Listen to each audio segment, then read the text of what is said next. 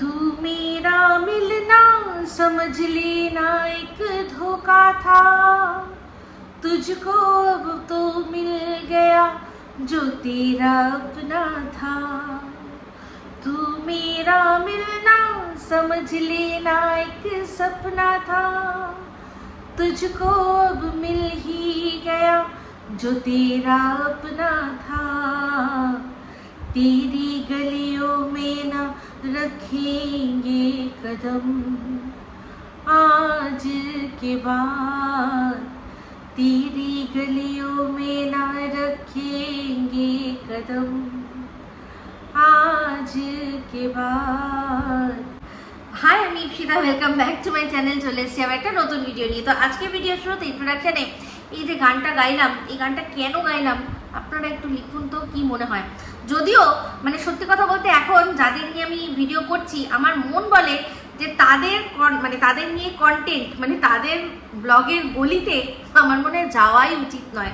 কারণ এই মন্দিরা, সোমনাথ, মারিয়া এদের নিয়ে ভিডিও করলে একটা সময় খুব ভালো ভিউজ হতো, কিন্তু মানে যখন কিনা এই গোপন সূত্রের খবরটা শুধুমাত্র একজনই পেত, সে বলতো তার ভিডিও থেকে শুনে শুনে লজিক দিয়ে সেই কথাগুলো খণ্ডাতাম সোমনাথকে সাপোর্ট করে, তখন কিন্তু খুব ভালো ভিউজ হতো, মানুষ দেখতো।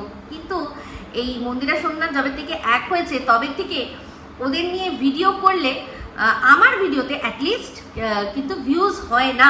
কেন বলুন তো? তার এটা ওদের কোনো দোষ না, দোষটা এটাই যে ওদের নিয়ে ভিডিও যারা করে, যারা ওদের সাথে যোগাযোগ রয়েছে, তারা এমনভাবে ভেতর থেকে তথ্য এনে এনে দেয় যে আমরা ভিডিওর মধ্যে কি হয়েছে যেটা দর্শকরা এমনি খালি চোখে দেখতে পাচ্ছে সেইগুলো শোনার জন্য কোনো রকম কোনো ইন্টারেস্ট থাকে না, একদমই থাকে না।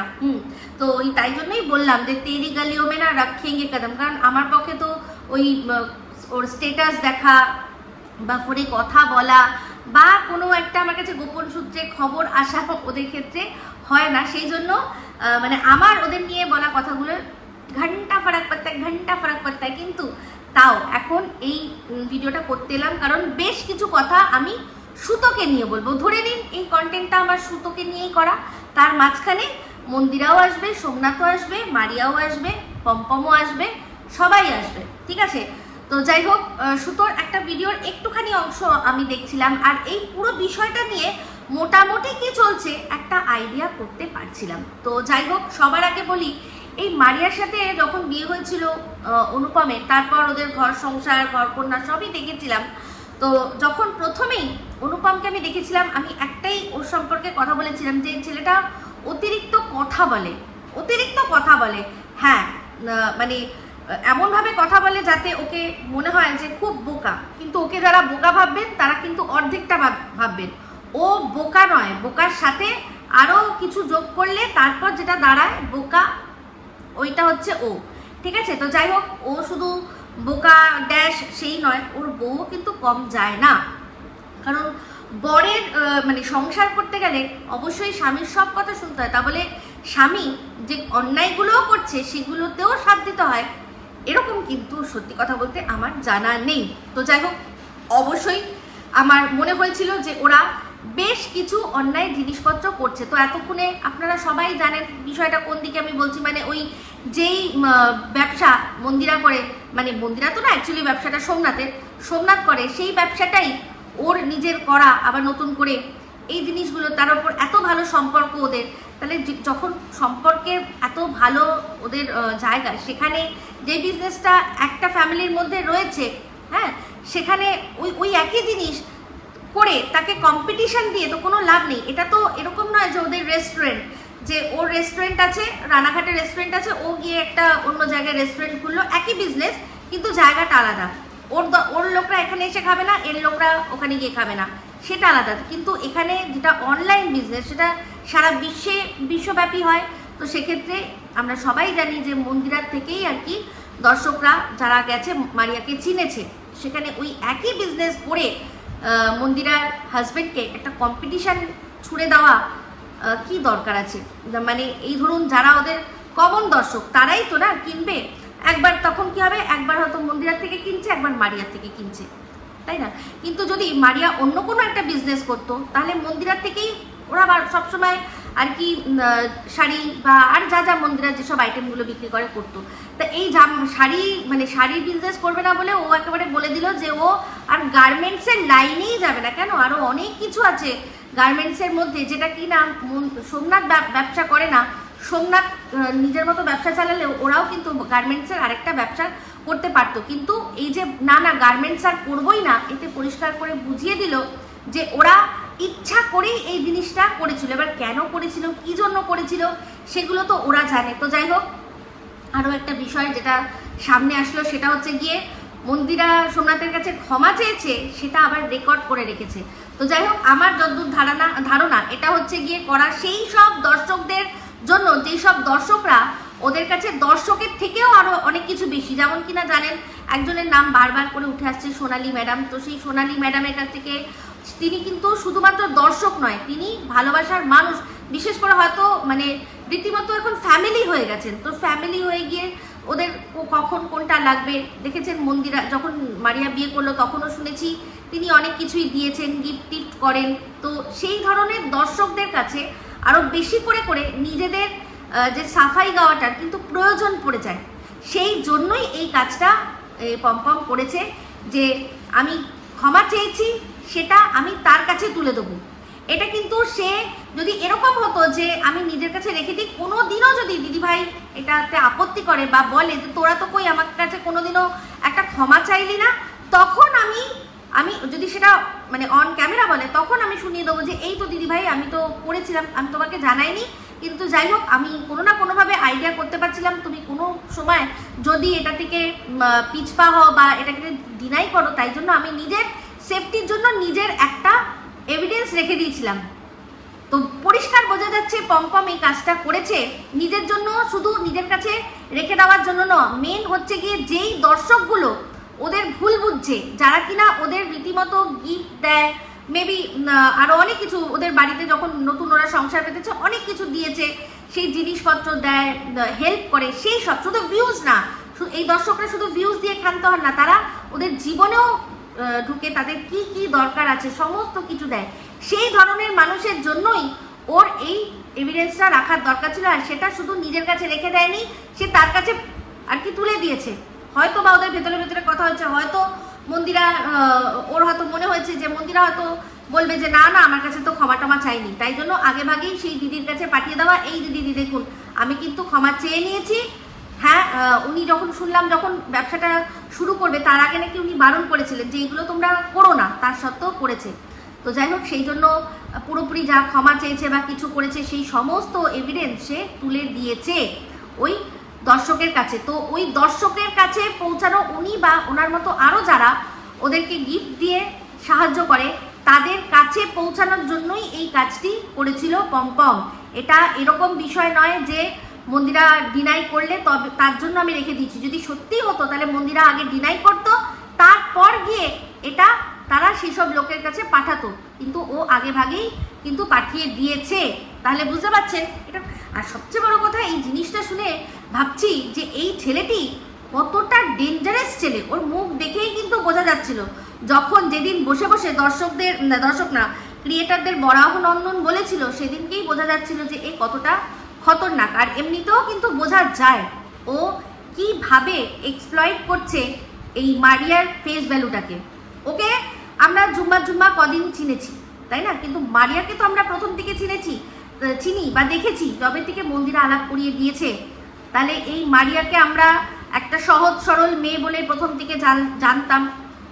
তো যাই হোক, সেখানে তারপর আস্তে আস্তে সমস্তটাই সামনে আসলো যে কিভাবে ও কিন্তু আগেও মন্দিরাকে ইউজ করেছে। হ্যাঁ, মন্দিরারও কি ছিল না স্বার্থ? ছিল, কিন্তু মন্দিরার ওকে ছাড়াও চলে যেত, কিন্তু ওদের ওখানে গিয়ে মন্দিরা যেটা করেছে সেটা কিন্তু ওদের সাপোর্ট ছাড়া চলতো না। মন্দিরাও কিন্তু নিজের যেরকম পরে বাবার বাড়িতে চলে আসলো, ও কিন্তু আবার বাবার বাড়িতে যেরকম প্রথমেই সৌভাগ্যী কুটির থেকে বেরিয়ে যদি বাবার বাড়িতে গিয়ে করতো হয়ে যেত, কোনো অসুবিধা হতো না, ফ্ল্যাট ছেড়ে বাবার বাড়িতে ডাইরেক্ট চলে আসতে পারতো, তাই না? তো যাই হোক, যেটাই হচ্ছে মানে বা সৌভাগ্যী কুটি যখন সেকেন্ডবার ছাড়লো তখনও কিন্তু বাবার বাড়িতে চলে যেতে পারতো, যেমন কিনা ও একদিনের ডিসিশনে এই মারিয়াদের বাড়িটা ছেড়েছিল, তাই না? তাহলে মন্দিরার কোনো কিছুতে অসুবিধা হতো না, কিন্তু মারিয়ার পরিবারের অনেক সুবিধা করেছে মন্দিরা ওদের বাড়িতে গিয়ে থেকে। তো যাই হোক, যেটা বলছিলাম, তো সেখানে হচ্ছে গিয়ে এবার আসি সুতোর বিষয়টা। তো সুতোর বিষয়টা, সুতো বলছে যে এরা দুজন, আমি ওর ভিডিওর একটুখানি অংশই শুনেছি, যে এরা দুই বোনে মিলে ওকে নিয়ে খিল্লি করেছে, ওর সম্পর্কে গালাগালি খিস্তি করেছে। তো সেখানে ওর মনে হচ্ছে যেটা খুব খুবই ওর দুঃখ পেয়েছে, খুব কষ্টের বিষয়। কেন? সুতো নিজেও তো তার মা যখন তার পোষ্যকে রাখেনি, তখন তো সে নিজেও তার বান্ধবীর কাছে তার মায়ের সম্পর্কে এই ওয়ার্ডগুলোই ব্যবহার করেছে। তাহলে সুতোর আজকে এতটা কেন কষ্ট হচ্ছে? সুতো এত কিসের কষ্ট হচ্ছে? তো যাই হোক, একটাই কথা বলি, যে আজ এটা লিখে রাখার দরকার আছে। লিখে রাখ, এটা লিখে রাখ, যে কোনো দিনও তোকে এরা কেউই ভালোবাসতে পারবে না। ভালোবাসা একটা অন্য জিনিস। এই যে আমি অনেক আগে কিন্তু বলেছিলাম যে এই যে মন্দিরা তোর সাথে মিশছে, তুই কি ভাবছিস ভালোবেসে? নো, ভয়ে। এই যে দেখবেন আমরা অনেক দেবতাকেই পুজো করি, কিন্তু বড় বড় ঠাকুর, তাকে কিন্তু আমরা ভয় পাই, যে সে যেন রুষ্ট না হয়, তার বক্র দৃষ্টি যেন আমাদের ওপর না পড়ে। তাকে আমরা শ্রদ্ধা করি, সমস্ত কিছু করি, কিন্তু তাকে ভয় পাই, ভয় পেয়ে পুজো করি। যেমন আপনি ধরুন মায়ের পুজো করছেন, মহাদেবের পুজো করছেন, ভালোবেসে পুজো করছেন, ভালোবেসে যে আমার দিকে কৃপা দৃষ্টি দাও, কিন্তু আমরা কর্মফল দাতা বড় ঠাকুরকে জানি, কর্মফল দাতা, তার থেকে আমরা ভীষণ ভয়ে ভয়ে থাকি, তার কোনো বক্র দৃষ্টি যেন আমাদের ওপর না পড়ে, তাহলে ছাড়খাড় করে দেবেন। সেই জন্য তাকে পুজো করে তুষ্ট রাখা, যে আপনি প্লিজ আমার ওপর রাগ করবেন না।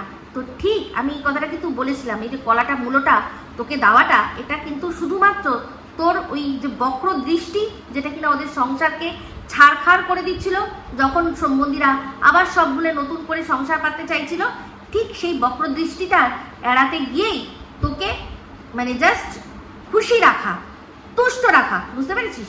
ভালোবাসা নৈবচ, সেটা পরিষ্কার বোঝা যায়। তো যাই হোক, তেমনি এই মারিয়ার ক্ষেত্রেও দেখ না, আজকে যখন মন্দিরার সাথে ওর সম্পর্ক যখন নষ্ট হলো, তখন ও কি করলো? তোকে খড়কুটোর মতো আঁকড়ে ধরলো। তোরা দুজনে তখন মন্দিরার কাছে পাত্তা পাচ্ছিলি না, কারণ সোমনাথ চাইছিল না। আর সোমনাথের জায়গায় একদম ঠিক আছে।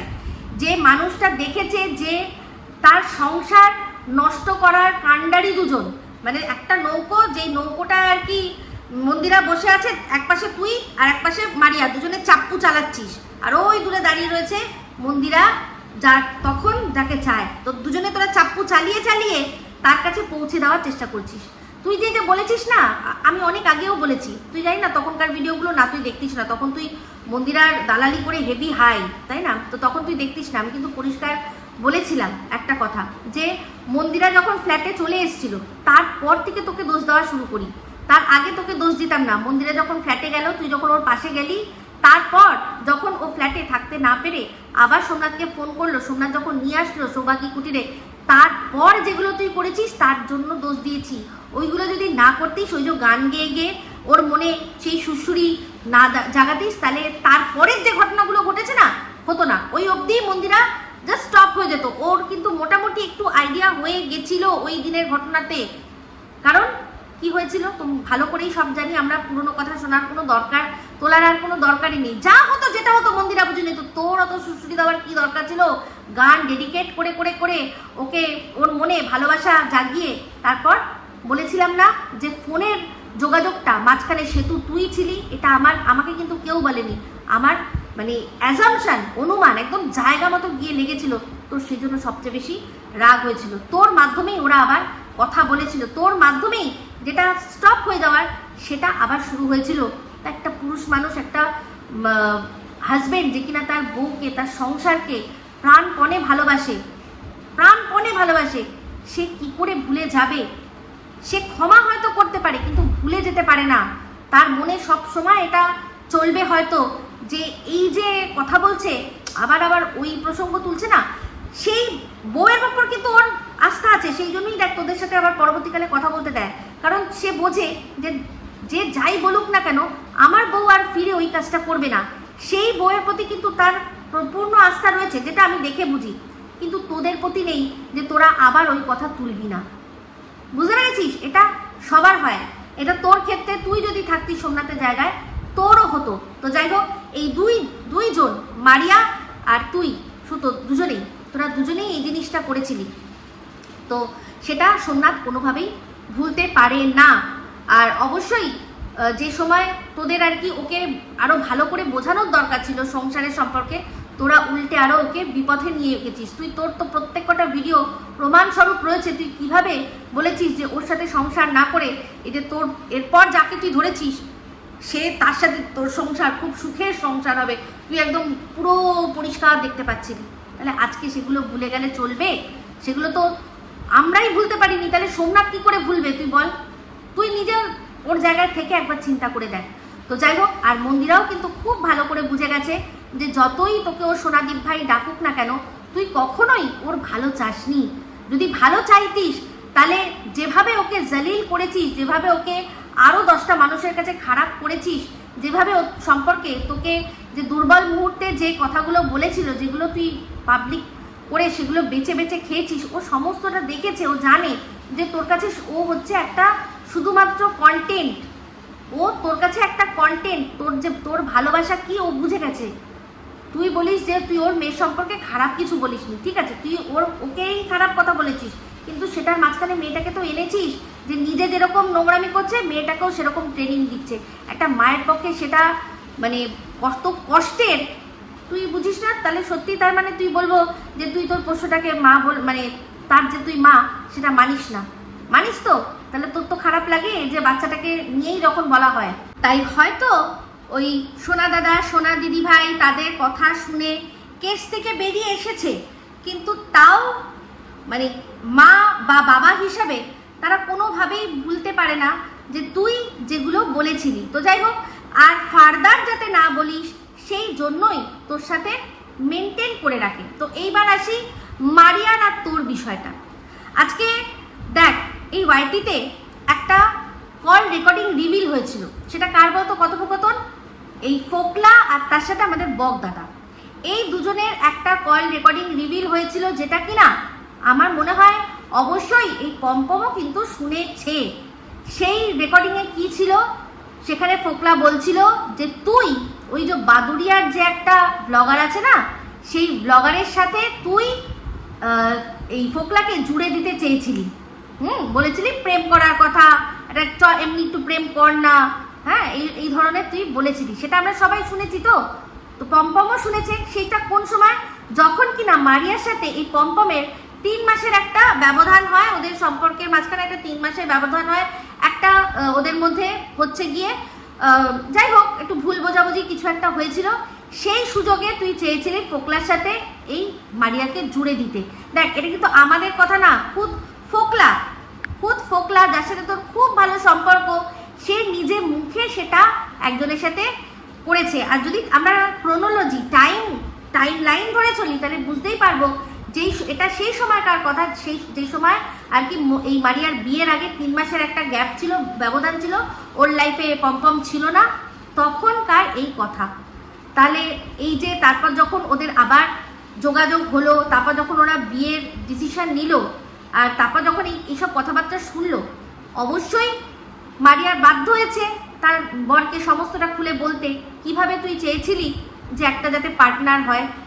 আর এই যে তুই বললি না যে ওরা যাই বলুক না কেন আমি মারিয়া অনুপমের বিরুদ্ধে মুখ খুলতে পারবো না, সেটা আমি অনেক দিন আগে জানি। আজকে আমার চ্যানেলে, ওই চ্যানেলে একটা অ্যাক্টিভ স্ট্রাইক রয়েছে, এই চ্যানেলেও একটা অ্যাক্টিভ স্ট্রাইক হোক, আমি সেটা চাই না। তোর তরফ থেকে আমি পেয়েছি স্ট্রাইক। এবার আমি জানি মন্দিরা পম্পমও বলেছিল যে আমিও কিন্তু স্ট্রাইক দেবো। এবার ওর যে কথাটা আমি তথ্যটা মানে ভিডিওর মধ্যেই বলেছে, কিন্তু তাও আমি সেই অংশটা জুড়ছি না, আপনাদের মনে করে দিচ্ছি।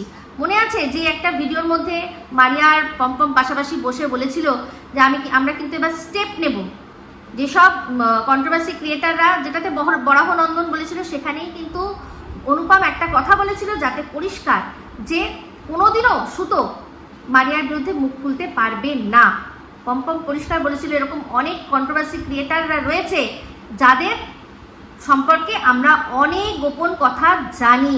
তো মারিয়া আর পম্পম ওটা কথাটা অনেকগুলো বলেছে, কারণ যদি একজন বলে তাহলে সবাই ধরে নেবে যে অবশ্যই সবচেয়ে কাছের কে এই সুতো তার সম্পর্কেই বলেছে। সেই জন্য ও বলেছে যে আমরাও অনেকের সম্পর্কে জানি, একজনের সম্পর্কে জানি, কথাটা বলেনি। যদি বলতো তাহলে তখনই কিন্তু সবাই বুঝতে পেরে যেত যে সেই একজন কে। তো ও চালাকি করে বলেছে অনেকের বিরুদ্ধে আমরাও জানি, আমরাও চাইলে মুখ খুলতে পারি, কিন্তু আমরা বলি না। তো ও ভালো করে জানে যে এখন যদি ও মারিয়ার বিরুদ্ধে মুখ খোলে, অনুপমের বিরুদ্ধে মুখ খোলে, তাহলে সব দীঘায় যা যা ঘটেছে, কে ছিল সাথে, সমস্তটা দর্শকদের সামনে প্রমাণ সহ চলে আসবে। বুঝতে পেরেছিস? সুতো সব বুঝি রে, সমস্ত বুঝি। তোর টিকি কোথায় বাধা রয়েছে, কোথায় কোথায় বাধা রয়েছে আমরা সব মোটামুটি বুঝি। আর তোর যে মুখ না খোলার কারণটাও খুব ভালো করে বুঝতে পারি। তো যেখানে এই যে অনুপমের ক্ষেত্রেও তোকে মেনে নেওয়া অনুপমের ক্ষেত্রেও সম্ভব নয়, কারণ একটা সুযোগ পেয়েছিস, তুই কি করেছিস, অমনি মারিয়ার জীবনে অন্য একজনকে ঢুকিয়ে দেওয়ার চেষ্টা করেছিস। তুই কিন্তু অনুপমের সাথে তোর সম্পর্কটা জুড়ে যাক সেটার চেষ্টা করিসনি, উল্টে একটা অন্য ছেলেকে ওর জীবনে ঢুকিয়ে দেওয়ার চেষ্টা করেছিস। তাহলে তোকে সবাই ওরা চিনে গেছে, সবাই চিনে গেছে যে তুই কিরকম। তো তুই যদি ভাবিস যে ওই দীঘা ঘুরতে যাওয়ার বিষয়গুলো সামনে আসবে না, আমি বলবো তোকে যে এটাও তোর ভুল ভ্রান্ত ধারণা। ওটাও আসবে, ওটাও সামনে চলে আসবে। যতই তুই মুখ বন্ধ করে থাকিস না কেন, ঠিক চলে আসবে। আর যদি নাও আসে আমাদের বলতে হবে না, আমরা বুঝে গেছি যে আমরা যেটা ধারণা করেছিলাম সেটা সত্যি। আর একটা রিলস, যে রিলসটা দেখলে সবাই বুঝতে পারবে, হামকো তুমসে প্যার হে, আমি তো এইসব পারি না, এগুলো আমার দ্বারা হয় না অতটা, বুঝতে পেরেছিস? প্যার হে জিয়া বেকারার হে আজা মেরি বুলবুল, তোর আর মারিয়ার ওইটা দেখেই, মানে ওই রিলসটা দেখেই সবাই বুঝতে পেরেছে যে তোদের মাঝখানে একজন তৃতীয়, কমসে কম একজন তো ছিলই, দুজনও থাকতে পারে কিন্তু একজন তো ছিলই যে কিনা ক্যামেরাটা ধরে দিয়েছে। আর অবশ্যই সে মোটামুটি ক্যামেরার ভালোই কায়দা জানে। তো যাই হোক, ওখান থেকে বুঝতে পেরে গেছিলাম। এবার সেই ব্যক্তিটাকে, তার নামও চলে আসবে, তুই যদি খুঁচিয়ে ঘা করিস, তুই পমপমকে একটু খুঁচাবি, ব্যাস সব হর হর হর হর করে চলে আসবে। সেই জন্য তুই যতই যাই দেখ, তোর কিছু বলার নেই। আর এই মারিয়া আর মন্দিরার মধ্যে বিষয়টা অবশ্যই মন্দিরার সাপোর্টে রয়েছি, কারণ মন্দিরাকে বুঝতে পারছি যে ও কোনো রকম কোনো অন্যায় করেনি, কিন্তু দিনের পর দিন ওকে ইউজ করা হচ্ছে। ওর সরল বিশ্বাস, ওর ভালোবাসার ওপরে ছুরি বসানো হচ্ছে। আজকে যখন ওর বাড়িতেও গেছিল, তারপর সেখান থেকেও যখন এসেছিল তখনও মারিয়া অন্যায় করেছিল, আজও করছে। কিন্তু মন্দিরার বারাপ্পান এটা, ও বারবার সত্যি ও বড় দিদির মতো কাজ করে ও ক্ষমা করে দিচ্ছে। আর তার সাথে সাথে নিজের বরটাকেও ও সেই রকমভাবে আর কি বলছে যে তুমিও ক্ষমা করে দাও। তো যাই হোক, একটাই কথা বলবো, সোমনাথ যা করছে ঠিক করছে, মন্দিরাও যা করছে ঠিক করছে। মারিয়া অনুপম, চালাকির দ্বারা মহৎ কাজ করা যায় না। স্বামী বিবেকানন্দ বলে গেছেন, এই কথাটা যদি জীবনে মেনে চলো তাহলে বড় হবে, না হলে এই তোমাদের এই যেটুকু সেটুকুই থেমে যাবে, এইটুকুতেই থেমে যাবে। আর সুতোকে আমার নতুন করে কিচ্ছু বলার নেই। তোর তুই সবই জানিস, সমস্ত কিছুই বুঝিস, কিন্তু তাও মাঝে মাঝে নেকি ষষ্ঠী হয়ে থাকতে তোর ভালো লাগে, সেরকমই নেকি ষষ্ঠী তুই হয়ে রয়েছিস। ওরা কেউই তোকে ভালোবাসে না। সবচেয়ে বড় কথা যে তুই নিজে নিজের মাকে খা মা চু বলেছিস, স্বার্থ চটলে নিজের মা মানে গর্ভধারিণীকে বলেছিলি, সেটা শুনেছি তোর বান্ধবী কাউকে বলেছে। আর এটা তো সত্যি, তুই জানি সত্যি। সেই জন্য মাঝে মধ্যেই তোর মোচড় দিয়ে ওঠে ওই বান্ধবীর জন্য, ব্যারাকপুরের বান্ধবীর জন্য তোর মোচড় দিয়ে ওঠে, কারণ তুই তোর সম্পর্কে এমন এমন কথা তুলে দিয়েছে যে সেগুলো তুই কোনোভাবে অস্বীকারও করতে পারছিস না। কারণ তুই জানিস ও যখন কাউকে বলেছে নিশ্চয়ই প্রমাণটা রেখেই বলেছে। সেই জন্য ওই মাঝে মাঝে খিসিয়ানি বিল্লি খাম্বা নোচের মতো তুই ওকে ওর এই আছে সেই আছে, ওর আছে সেই আছে বলবো না, এটুকু বলে চেষ্টা করিস আমাদের বলাতে। কিন্তু আমরাও মানুষকে দেখি, বুঝি, একটু তো বুঝতে পারি, তাই না? ও খুব অল্প সময় ভিডিও করেছে, কিন্তু যেটুকু করেছে সেটুকু পরিষ্কার বোঝা যায়। আজও তুই এখনো চাচ্ছিস এইটা বোঝাতে যে মারিয়া মন্দিরার ওখানে তুই গেছিলি, ওকে নিয়ে যাসনি, তাই জন্য নাকি ওর এত কষ্ট। ভুল। ওর বাড়িতেও ওই হুলের মতো একটা ছেলে আছে, যার কিনা সম্পর্কে এই যে তুই বললি যে অনেক আছে, তাও বলবো না, কিন্তু আশেপাশ থেকে তার কাছে কিছু খবর গেছিল, সেই জন্য তো বলেছিল একটা প্রশ্ন করব, তুই বললি আমি প্রশ্নের উত্তর দিতে পারবো না, কারণ আমরাও বুঝি সেই প্রশ্নের উত্তর তোর কাছে নেই, একদম নেই। আর তোর কথাবার্তাতেই পরিষ্কার হয়ে যায়। একটা ছেলে যার এত বদ অভ্যেস, তার জন্য তুই জুতোর শোল খুলিয়ে ছালওয়ালা চিকেন খুঁজতিস, ভাবা যায়? তোর মতো একজন মহিলা, ভাবতে পারা যায়? তাহলে আমরা কি এতটাই বোকা? তো যাই হোক, এটুকুই বললাম। তো এই মন্দিরাদের বিষয়ে ভিডিও করলে আমার খুব বেশি ভিউজ হবে না, কারণ আমি ভেতরকার তথ্য কিচ্ছু জানি না। সেই জন্য আমি না যোগাযোগ ওদের সাথে কোনোদিন না, একবার করেছিলাম আমি মন্দিরা না সোমনাথের ওখানে একবার, সোমনাথের ইনস্টাতে একবার মেসেজ করেছিলাম। কখন বলুন তো, যখন ওই সোনারপুরে এসেছিল, ওর বাবা খুব অসুস্থ ছিল, সোনারপুরে চিকিৎসার জন্য এসেছিল, তখন বলেছিলাম যে আমি ঘাড়িপিটেই থাকি, যদি কোনো দরকার পড়ে তাহলে আমাকে যোগাযোগ করো, বা কেমন আছে এরকম খোঁজ খবর নিয়েছিলাম, দ্যাটস ইট। কোনো কন্টেন্টের জন্য না, কিচ্ছু না, আমি কাছাকাছি থাকি এটাই বলেছিলাম। আমি আর কোনো কথা এটাও বলিনি যে তোমাদের সাথে দেখা করতে যাই বা কিছু, ওরকম না। আমি বলেছি আমার যতদূর মনে আছে, শুধুমাত্র ওর বাবা অসুস্থ ছিল যখন, তখন এখানে এসেছিল, তখন বলেছিলাম, ঠিক আছে। তো যাই হোক, অনুপম ভীষণ জঘন্য একটা কাজ করেছে, আর করেছে নিজের স্বার্থে। ও কোনো রকম কিচ্ছু না, এরকম কোনো ব্যাপার না যে ও জানতো মন্দিরা কোনোদিনও হয়তো ডিনাই করবে না। ও শুধুমাত্র ওই যেসব মানুষদের কাছ থেকে ভিউজের থেকেও এগিয়ে গিয়ে আরও অনেক কিছু পাওনার আছে, তাদের কাছে নিজেদেরকে ঠিক রাখার জন্যই ও এই জিনিসটা করেছে। কিন্তু ওই যে ছি এত খারাপ, মারিয়া আর অনুপম, তোমরা ভীষণ ভুল কাজ করেছো। তোমরা সত্যি, মন্দিরা একটা খুব ভালো মেয়ে, মন্দিরার মন খুব ভালো। সেই জন্য দেখো না, ওর পিছনে যতই লোকে ছুরি নিয়ে দাঁড়িয়ে থাক না কেন, মন্দিরার কিন্তু ক্ষতি হয় না। কারণ আমি যতদূর মনে করেছি, মন্দিরাকে হয়তো অনেক সময় বকাঝকা দিই কোনো কারণে, কিন্তু তাও একটা জিনিস দেখেছি, ওর মনটা কিন্তু সত্যিই সোনার। আর তার সাথে সাথে সোমনাথও, দুজনেই ওরা যে জড়িটা আছে না, সেই জন্য অবশ্যই ভগবানের কাছে অনেক আশীর্বাদ চেয়ে নিলাম ওদের জন্য, আর ওদের মেয়ের জন্য, আমাদের জয়ীর জন্য, ঠিক আছে। তো যাই হোক, এই বলে ভিডিওটা এখানে এন্ড করছি। যদি ভালো লাগে তাহলে অবশ্যই লাইক, শেয়ার, কমেন্ট করতে ভুলবেন না। যারা চ্যানেলটা সাবস্ক্রাইব করেননি তারা সাবস্ক্রাইব করে নেবেন। সবাই ভালো থাকবেন, সুস্থ থাকবেন। আবার আসছি খুব শীঘ্রই নতুন ভিডিও নিয়ে। টাটা।